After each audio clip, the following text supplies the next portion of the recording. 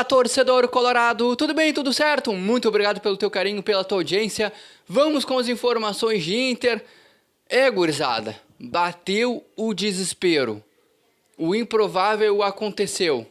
Parece que o Internacional, além de ser um time incompetente, é um time azarado. Em outros momentos da história do Internacional, a gente já viu esse tipo de situação acontecer. O Santos venceu o Palmeiras na noite de ontem na Vila Belmiro em jogo atrasado da 13ª rodada, ainda do primeiro turno do Campeonato Brasileiro, por 1-0, gols nos acréscimos do segundo tempo. Um resultado que, mesmo que improvável, foi aí, parece que uma história que estava contada que iria acontecer. O Santos, que veio motivado, um pouco mais organizado, com um pouco mais de vontade, de poder de indignação, coisa que falta no Esporte Clube Internacional, venceu um Palmeiras que, mesmo com praticamente todo o time descaracterizado, praticamente quase todo o time reserva, ainda é o Palmeiras que está lá na ponta de cima da tabela de classificação, disputando o título do Campeonato Brasileiro com o Flamengo. E é o mesmo Palmeiras que, mesmo reserva, está na final da Libertadores da América. Pegou um Santos motivado, que tinha ao seu lado, além da Vila Belmiro lotada, tinha também o fator Neymar em campo.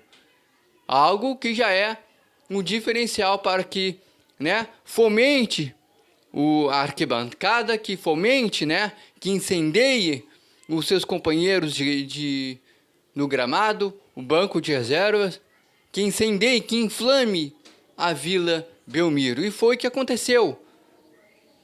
O Santos venceu, mereceu a vitória, saiu da zona de rebaixamento, trouxe Vitória da Bahia de volta para o Z4. Vitória agora é o 17º colocado com 35 pontos, o Santos é o 16º com 36, e agora o Internacional está a 1 ponto do primeiro time fora da zona de rebaixamento e a 2 pontos do Z4.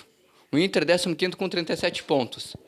E aí a gente pode trazer vários culpados, como eu sempre faz aqui nos últimos vídeos do Internacional.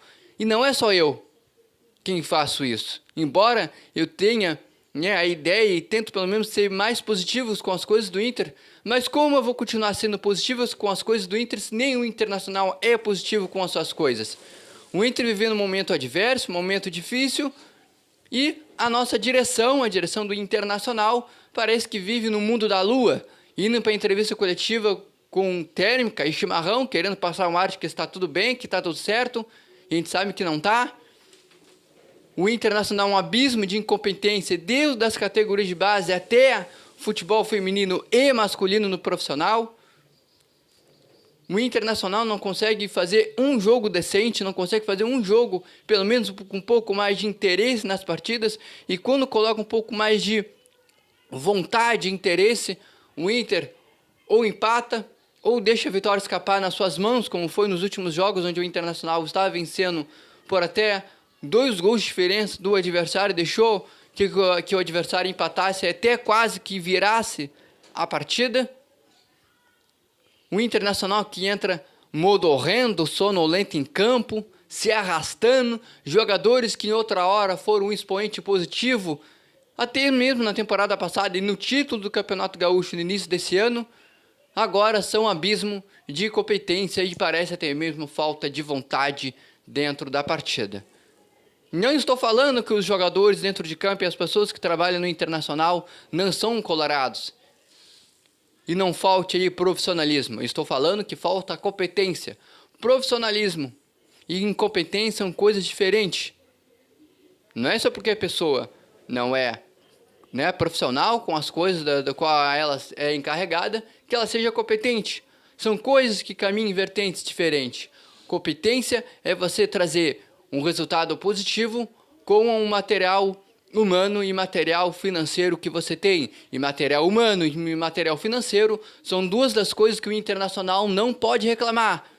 O time que em outra hora tinha Ender Valencia, tem nesse momento o Rafael Borré e tem como camisa 10 o Alan Patrick, que mesmo com a idade que tem, se chegar num Palmeiras, num Flamengo, num Corinthians, num próprio Santos, e perguntar se querem um Alan Patrick, um jogador da qualidade do Alan Patrick, mesmo com a idade que tem no seu clube, pagariam para ter. O Internacional teve dinheiro. Um time que gasta 9 milhões de reais para trazer o Ramon como lateral esquerdo, empresta o jogador para o Vitória, um concorrente direto nessa briga da fuga do Internacional do rebaixamento, pagando praticamente todo o salário do jogador. Não é um time que tem falta de dinheiro.